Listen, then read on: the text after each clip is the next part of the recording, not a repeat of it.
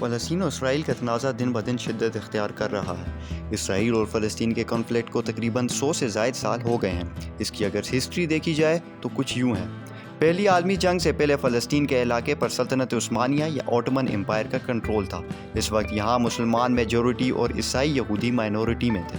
پہلی جنگ عظیم کے بعد سلطنت عثمانیہ گرنے لگی۔ اس طرح اس خطے کا کنٹرول فرانس اور برطانیہ کے ہاتھ چلا گیا اور پھر انہوں نے آپس میں اس علاقے کو ڈسٹریبیوٹ کر لیا۔ فلسطین برطانیہ کے زیر کنٹرول آیا۔ یہی وجہ تھی کہ یورپ سے یہودی کثیر تعداد میں یہاں آنے لگے۔ بس یہی وجہ بنی کہ مقامی عربوں اور یہودیوں کے درمیان تنازع اسٹارٹ ہو گیا جب برطانیہ نے یہودیوں کے لیے علیحدہ اور مخصوص علاقہ تجویز کیا۔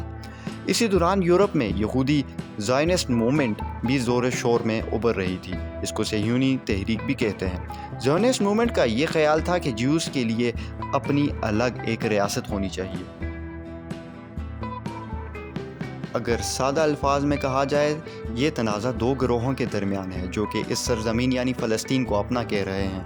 یہودیوں کا کہنا ہے کہ یہ ان کا آبائی علاقہ، جبکہ مقامی عرب اس بات پر قائم ہے کہ یہ سرزمین ان کی ہے۔ 1920 سے 1940 کے درمیان یہودیوں کی آبادی بڑھنے لگی۔ یورپ سے بڑی تعداد میں یہودی اپنی جان بچا کر یہاں یعنی فلسطین کے علاقے میں آنے لگے۔ اس دوران یہودیوں کی بڑھتی ہوئی آبادی کی وجہ سے برطانوی حکومت اور مقامی عربوں کے درمیان حالات تشویشناک ہوتے چلے گئے۔ زائونسٹ آرگنائزیشن نے ملٹری گروپس بنا لیے جنہوں نے دوسری جنگ عظیم کے بعد مقامی عربوں سے لڑائی اور برطانوی حکومت سے مزاحمت اختیار کر کے الگ ریاست کے لیے دباؤ بڑھانا شروع کیا۔ اس کے بعد 1947 میں مقامی عربوں اور یہودیوں کے درمیان تشدد بڑھنے لگا تو اقوام متحدہ نے ووٹنگ کے ذریعے فیصلہ سنا دیا کہ فلسطین کو 2 ٹکڑوں میں تقسیم کر دیا جائے، جس میں ایک عرب ریاست فلسطین جبکہ دوسری یہودی ریاست اسرائیل ہو، جبکہ یروشلم کو بین الاقوامی شہر تصور کیا جائے گا۔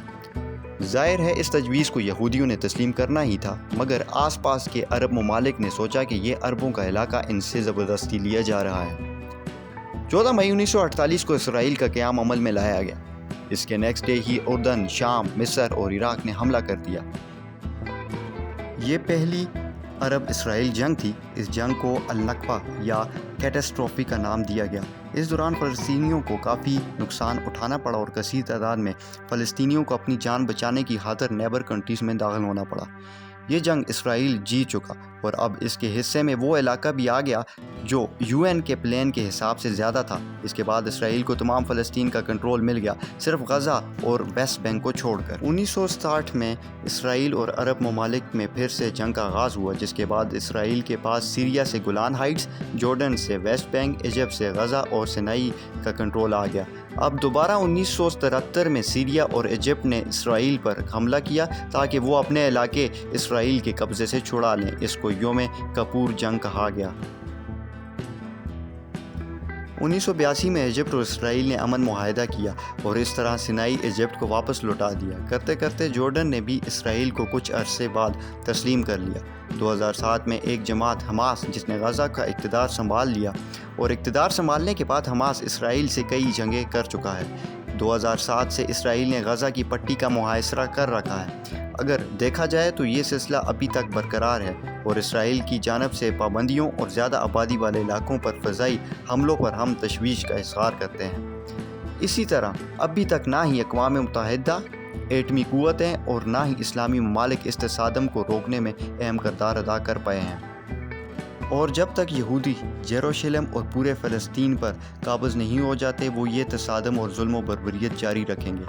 یا تو یہ سلسلہ یوں ہی خون ریزی اور ورلڈ وار 3 کی طرف جائے گا جب امام مہدی اور دجال کی جنگ ہوگی اور حضرت عیسیٰ علیہ السلام کا نزول ہوگا۔